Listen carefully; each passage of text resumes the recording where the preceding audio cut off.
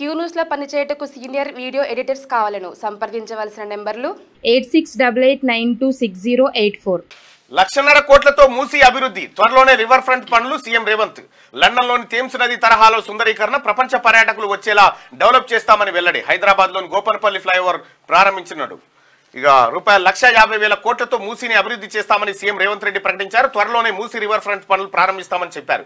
Greater Hyderabad Serilingampally పరిధిలోని గోపన్పల్లిలో 28.50 కోట్లతో నిర్మించిన ఓ ఫ్లైఓవర్ ను శనివారం సీఎం రేవంత్ రెడ్డి ప్రారంభించారు. అనంతరం ఆయన మాట్లాడుతూ హైదరాబాద్ ను విశ్వనగరంగా చేస్తామని అన్నారు. ప్రస్తుతం మూసీ అంటే ముక్కు మూసుకునే పరిస్థితి ఉంది. దాన్ని లండన్లోని థేమ్స్ నదిలాగా సుందరీకరిస్తాం. రాబోయే 5 ఏళ్లలో ప్రపంచ పర్యాటకులు సందర్శించేలా మూసీ అభివృద్ధికి ప్రణాళికలు సిద్ధం చేశాం.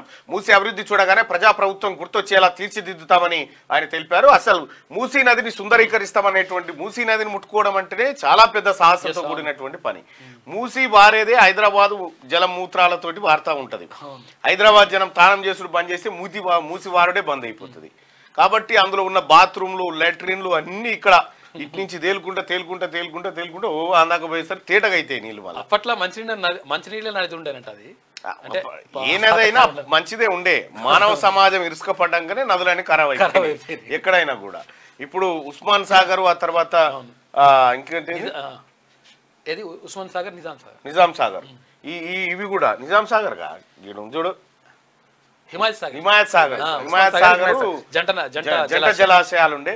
జంట జలాశయాలని త్రిబుల్ జీవో ఎత్తేసి కేసీఆర్ నాశనం చేసే ప్రయత్నం చేస్తుండే. అయితే మూసీ సుందరీకరణ అనేది ఒక అద్భుతమైనటువంటి ప్రాజెక్టే. కాకపోతే ఈ మూసీ సుందరీకరణ కార్యక్రమానికి ముందుగా ఈ హైదరాబాద్ మురికిని మరో చోటు నుంచి మరో చోటికి తరలించే ప్రయత్నం చేస్తే అప్పుడు మూసీ దానంతలు అది సగం బాగా అవుతుంది. ఆ తర్వాత మిగతా ఇక్కడ ఫ్యాక్టరీలకు సంబంధించినటువంటి వ్యర్థాలు, రసాయనాలు, వాటికి తోడు ప్రజల మలమూత్రాలు అన్ని అల్లనే, 1-2 అన్ని అల్లకే పోతాయి. ఇట్లా పోతా ఉంటే ఆడాడ నడుమిట్లా గుళ్ళు ఉంటాయి. ఇంకా గుళ్ళు అటు పోతే ఆడ భీమలింగం ఉంటది, అటు పోతే ఇంకోటి ఉంటాయి. మురికి ఇంతింత అదేంది నురుగు ఇంతింత నురుగు వస్తుంది. ఆ నురుగు చూసి ఆయన ఫోటో తీస్తే అది కాశ్మీరా లదాఖా అర్థం కాదు, అంత ఉంటది అన్నట్టు. కానీ అది కెమికల్ చాలా డేంజర్.